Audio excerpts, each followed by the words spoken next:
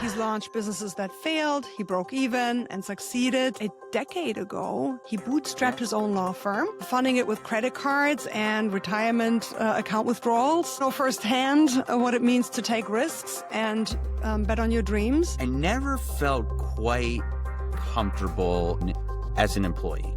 And I thought it was me for a long time. I felt almost like a misfit.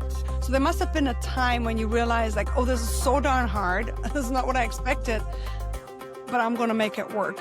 I had just gotten engaged to be married again, and so I was also like very much under the gun to make it work and, you know, make a living and everything. And so what I did, which not ashamed to say, like I started a side hustle.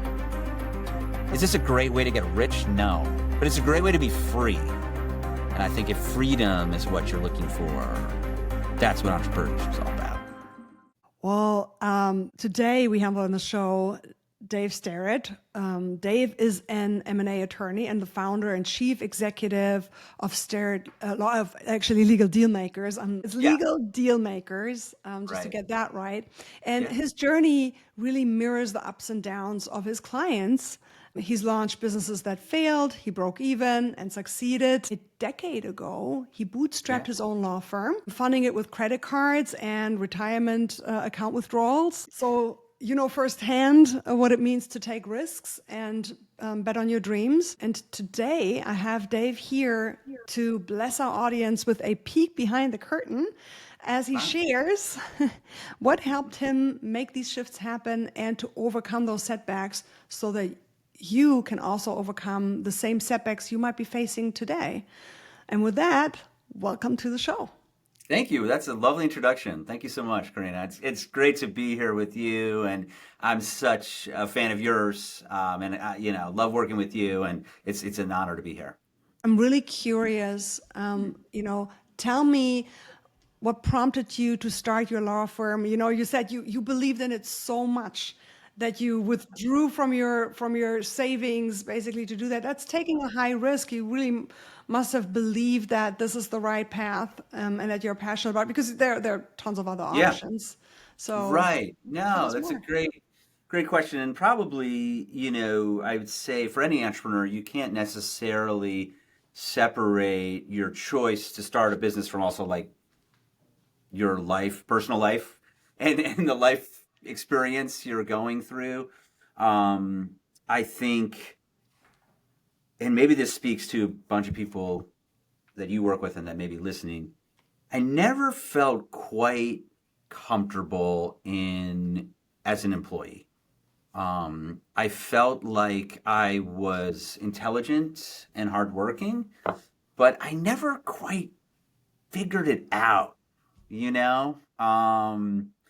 I could do the work. I mean, I'll give you an example. Like my first job, I would show up, I think we started at 9 a.m. and I would show up at 7 and start working and, you know, grind it out for, you know, 11 hours a day or something. And I thought if I just show them how hard I work and like, I was doing the most menial things, but I thought if I show them how hard I work, they're going to promote me. Like they're going to think I'm great. No. No, the people that rolled in at 10:30, but then like kind of socialized and like, you know, networked, went to lunch, left early to get drinks. Those people were shooting up like a rocket. They were doing nothing. In fact, they would usually give me their work to do, which I did dutifully. And I did not get ahead nor enjoy it. So I just felt like something was wrong.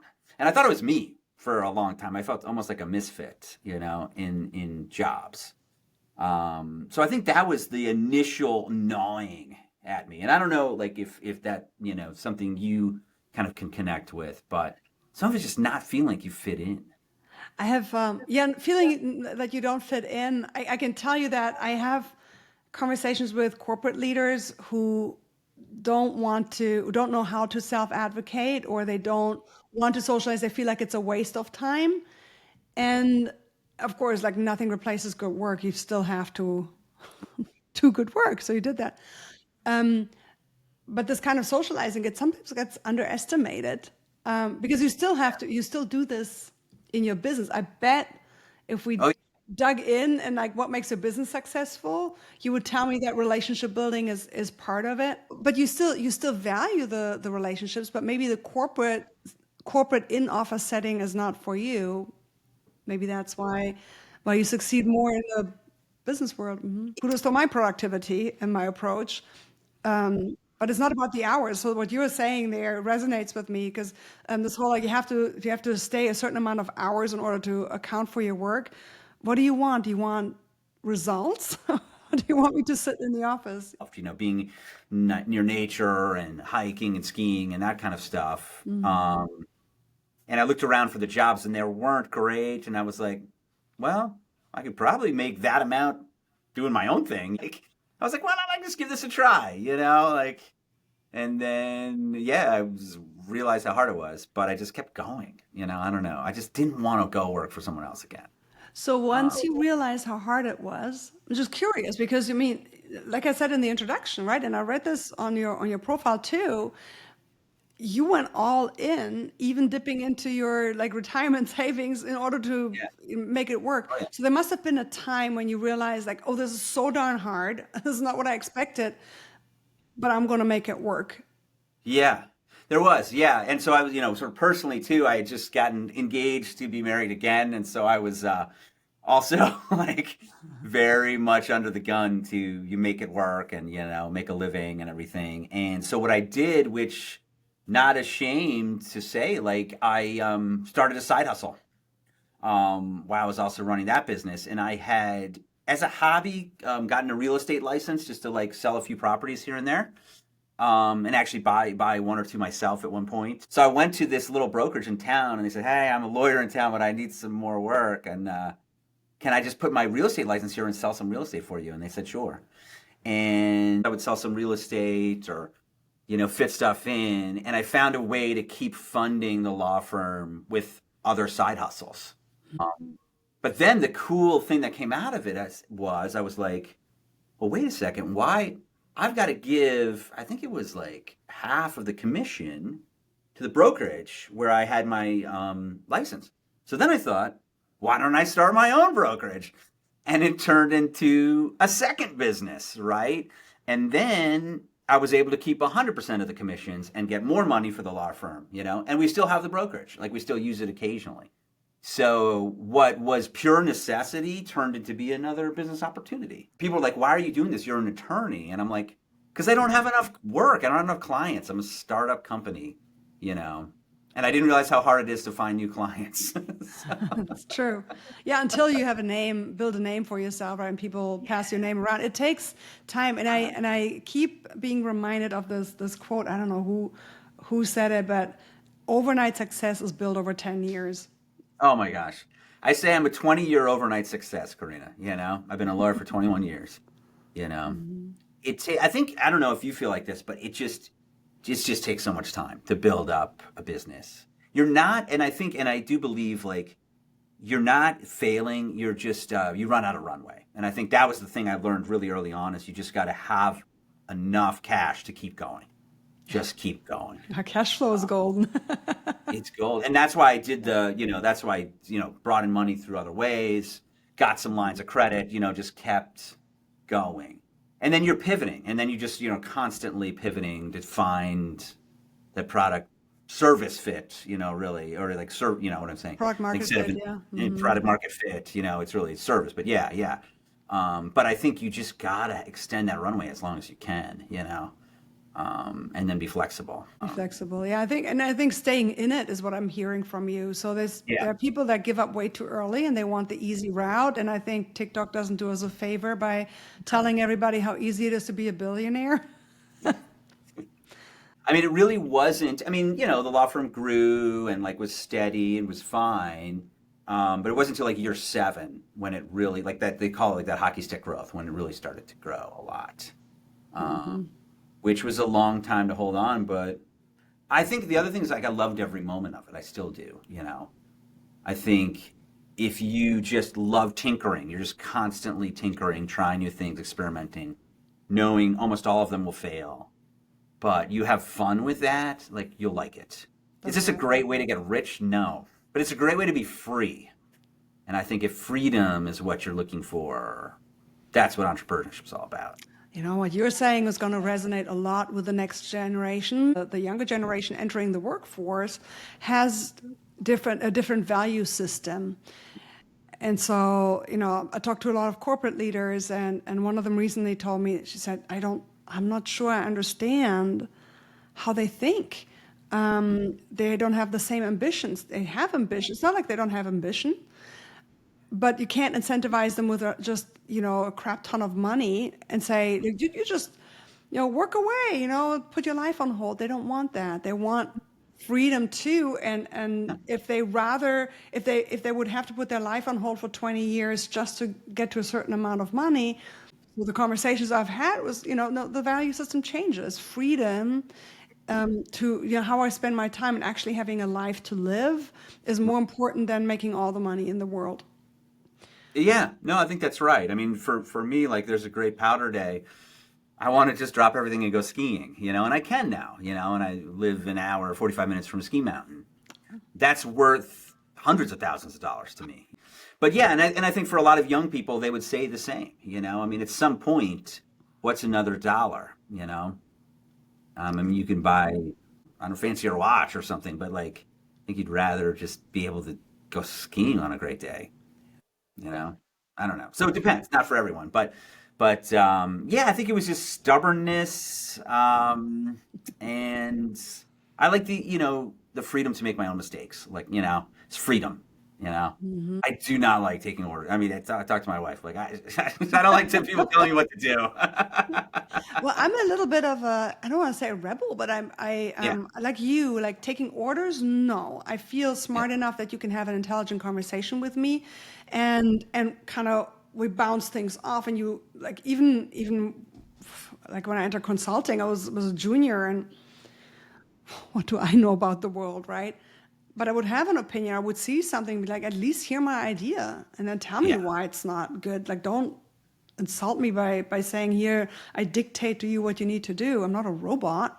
I want to learn. I want to be heard, right? And so in that sense, the good part about that, if you are an intrapreneur is what they call it, right? When you take ownership, but you want to lead, and I've learned early on, please don't hold me hostage to, you know, meetings and all of that. Like, give me my input, let me run, and then I will at the cadence you prefer, I will communicate out where I'm at, what ideas I'm pursuing right now, right? If it's working, if it's not working, so we can course correct early on. And all the managers I've worked with loved it. But yeah, I think if you're able to create your own work, if you find work, if you understand how to discover opportunities and to have enough self-discipline to organize it, I think you're a good fit for being an entrepreneur because you have to have that self-discipline. you do. Yeah, that's true. You do. You have to like it. You know, you have to like doing the little things. You know, so the audience I'm catering to with the shift are both corporate leaders and small business leaders. And small business leaders, I think, will resonate with this because what I'm thinking of when I hear this, and I've led the SBA Thrive program here in Dallas for a few years, and the cash flow. I mean, that's another discussion. Most people don't ever do cash flow analysis. They don't even know what that looks like. And the first time they do it, they go, ooh, if I do cash flow projections, maybe I make completely different decisions about what I do with my time. And so you doing that every day, I mean, do it once a week, but still, like if you do this every day, you get into this habit of knowing exactly where your company stands. Maybe tell us a little bit more, like how has Yeah. that routine impacted your business and how you prioritize your time and your decisions? Yeah, great question. So one thing that makes it easier is we're cash accounting, right? Because we're just professional services. So like that's also like very simple to kind of know like where you are. It's not like we're, you know, we've got these receivables that we're booking, you know, and payables that we're booking or whatever. Um, well, it's enabled me to, you know, obviously pay all my bills, never miss a loan payment or anything like that. And then I think I'm really attuned to where things are going. And maybe sometimes I get like over anxious with that. What I'll do is, and I've been looking for great people to do cash flow analyses for me, and that's been a challenge, truthfully. But what I'll do is I'll put in expenses for several months just to kind of see like what I need, to make payroll and rent and everything for several months, and I can see that number move around. Um, and then I, know what's coming in, and I'm like, all right, well, let me try to push the lever some more on marketing. Let me do some more business development because I can see down the road, I'm going to need some more cash, and how do I get it in? So it does help me make decisions day to day. I would always like to be better. I'd always like to get better data and make better decisions. But at least I think I'm at the first stage of, at least I know the initial finances, Yeah. Yeah. I And I love wonder, that. I so don't know. yeah, so you've been in business so many years now. I'm Yeah. sure time has flown by. Was Mm. there a pivotal moment that created a key shift for you? Yeah. That's a great question. I mean, I think I will say this. There is a lot of luck in business. You I mean, people say you make your own luck. I mean, absolutely. So you definitely have to be prepared, but you also have those moments where something lucky happens. I mean, you also get unlucky, right? I mean, I think you have to like know that both will happen. I early on, we got a call out of the blue from someone that our first project or two we probably lost money on. We just kind of took to like learn. I mean, I had so much learning to do early on, and then they turned out to probably pay us, $500,000 or $600,000 over 7 or 8 years. They ended up being our biggest client ever, Wow. and I random phone call, one day, and I was ready and willing to take it on, and also not expect some huge payment for it, but a willingness to learn and prove myself. So it was sort of that, combination came together. Mm-hmm. Um, but be ready, like you'll get those calls, um, be ready for them, and Yeah. recognize them when they come, and don't try to. I see so many people say, "Oh, I'm worth this. I'm going to charge this crazy amount at the beginning." You're worth what people will pay you, and go and get Mhm. the experience. That's more important than like money at the beginning. But remember the rates I charged when I was still undergoing the certification for my coaching. I thought I was robbing people for charging them 45 bucks an hour. But again, I was learning. So crawl, walk, run, right? Yes. But you But got the data in, you built the systems. In some ways, you're learning on their dime. on their dime, exactly. And so once I have built all those systems and I had thousands of coaching hours behind me and worked with executives and I could say like, no, there's tons of experience now. There's all these systems built out. I'm not learning on you. I'm imparting Yeah, all this experience from these are hundreds of corporate executives that I've worked with, right? So that transfers over. Yeah, that has a different price. And so then you also have to, I guess, understand. get in the work. I mean, again, then over time, we've raised prices a ton, and you should, and that sends a lot of the smaller people away. But at the beginning, you just got to get work in and get learning. If you Oh yeah, if you have even the remote idea that at one point you want to start your own law firm, branding starts now while you're still in corporate, so that by the time you exit, at least you have built a brand. It makes it easier when you have clarity on who you are and where your strengths are and how you structure this. And most people just think they just take their job, go into business, and that's going to voila just happen. yeah, exactly. And I guess I just came to me that a key ingredient to this is humility. But I think, and I really did have to start at the absolute bottom. And that was hard. I had to strip away my ego. What were some things that you learned that taught you not to go through the same mistake yourself, perhaps? Oh, man. Well, I have learned, unfortunately, that anyone could turn on you at any time. Mm, That's like sort of disappointing lesson. I think you have to kind of have the business relationship and be invested in it and care about them, but also protect yourself.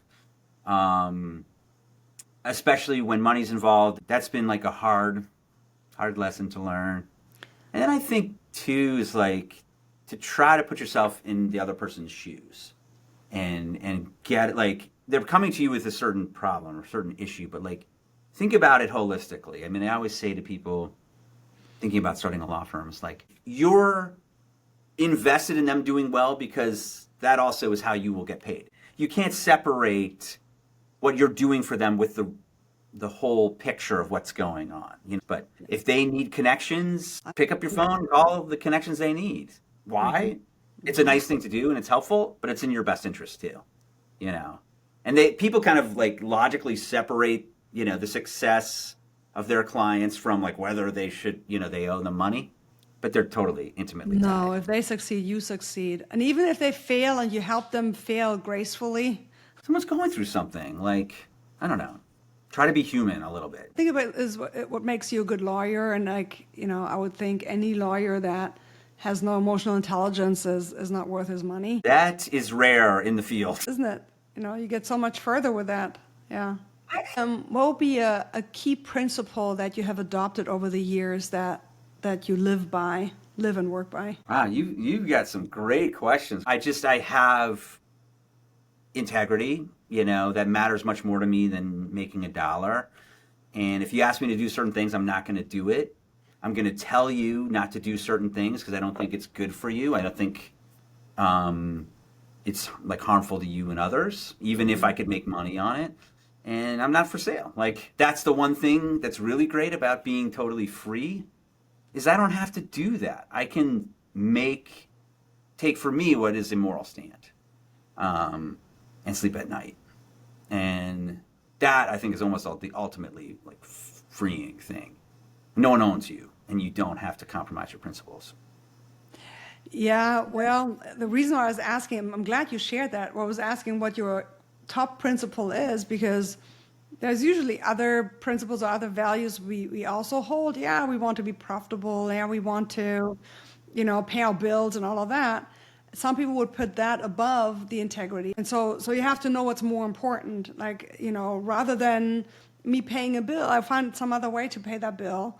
But You'll find a it's way. not going to be Yeah. doing something that violates my integrity toward the core values I hold. I mean, you know, kind of tying back to the sort of the long tail of like building a business, over time that becomes very valuable to people. And actually, that really long-term client that phone call right at the beginning called recently, and they've got issues, and there's been whole bunches of people that have worked with them over 8 years or something. And he said to me, "You're the one person I can trust in all this. They know I'm there for them. I'm going to throw my heart and soul into what they're doing, and that they can trust me." Somebody in this world who stands with you in your corner and pulls Right. the same strings with you, right? Like when you play that like a tug of war, whatever, whoever is on the other side, or whatever struggle is on the other side, usually you don't find anybody to support you in that struggle and helping you get this thing over to your side. And so us taking a position like that, or like you illustrated there, that's invaluable. I think people will remember that for the rest of their lives because it's so lonely when you go through those struggles. And I tell people, like, if there is not a good fit, it's not a hard, violent, bad no. It's No. I may not be the best fit, but I sure know somebody to refer you to. If your goal is to really help them, then sometimes the best thing to do is to not work with them, and get them the right person, or try, or just, yeah, like don't work with them because it's not going to be right. And everyone, like, no one's Everybody going to be wins. happy. And then those are the things that turn into problems anyway, like it's a good way to avoid problems. That's true. And everybody wins because if you know early on that this wouldn't be a good fit, Yeah. why not find them the best fit? It makes them Yeah. happier and helps you. Like it helps everybody in the process. Sure. I've experienced a lot too with, agencies contacting me, and that's also like, are you an agency or are you a person who decided to just start their own business and you don't have any experience under your belt. Share a little bit more with the audience about legal deal makers. Like, how can people find you? Like, who do you work with? Thank you. Yeah. So our website is legaldealmakers.com. And all we do is sort of lower market M&A deals, buying and selling small companies for people, like sub $10 million deals. Yeah, probably the best way is just, find us at our website, it's legaldealmakers.com. And we work with partners all over the country, so we can help buy and sell businesses all over the country. And we closed 32 deals last year. We've already closed 24 this year. So we'll close about, 40 some odd deals. And we love working with people, learning about businesses and helping them achieve their dreams, either kind of cashing out, from years of experience, or buying a business and starting that entrepreneurial journey through an acquisition. Yeah, great. And is there any limitation regarding industry? Are you focusing on specific industries? Yeah, great question. We're pretty agnostic industry wise. If you're buying a healthcare business, we bring in like a health law partner who can really help with, like, say, if you're buying a doctor's practice or a dental practice or something. Most other types of companies we do, from a lot of trade businesses, plumbing businesses, roofing, electrical, to e-commerce type businesses. Been doing a bunch of medical billing deals, some IT deals. So yeah, real sprinkling of different things. Yeah. Is there any one or two particular success stories that you want to share that stand out? Yeah. That's a great question. We did do a $10 million deal, which was cool, like a really neat high-end hotel. So that was fun. Like, it's always fun when you can like drive by and be like, hey, we helped somebody, buy that one. But then, even doing, the $25,000 newsletter is cool and means just as much to the person, So even the small ones stand out as much as the big ones, That's excellent. Yeah. Yeah. And what's fun is people will, have said this to me. We get together, and some of them get together and say, you helped change my life because you launched me into an entrepreneurial career, and it's been wonderful for my family and, and my success. And that feels great, Oh, so you It's also fun. help people acquire businesses that have not yet been entrepreneurs so that they can Right. buy around Almost none them. of them have. They're leaving W-2 jobs to buy a business. Yeah. And that's cool when it works out. I'm so happy for them. Like, It's terrific. um, it's like, it's neat. Like, you've helped someone's life get better. That's pretty cool. That's pretty cool. Yeah. Awesome. Yeah. Oh, Awesome. good. So I'll drop Yeah. in the description box below this video. I'll drop your link to Legal Deal Makers, Thank and you then so they can much. follow you on LinkedIn, which I recommend doing Yeah. because Yeah. there's so much to learn there. You have like so many deals closed. I feel like every week I see something else there. We try. We try. Yeah. Thank you. Oh, Karina, it's been such an honor and pleasure to talk to you. I'm so excited for your new podcast. This is awesome. And thank you for everything you do. You are going around blessing so many people, changing so many lives. Really appreciate it. Oh, thank you so much. I appreciate that.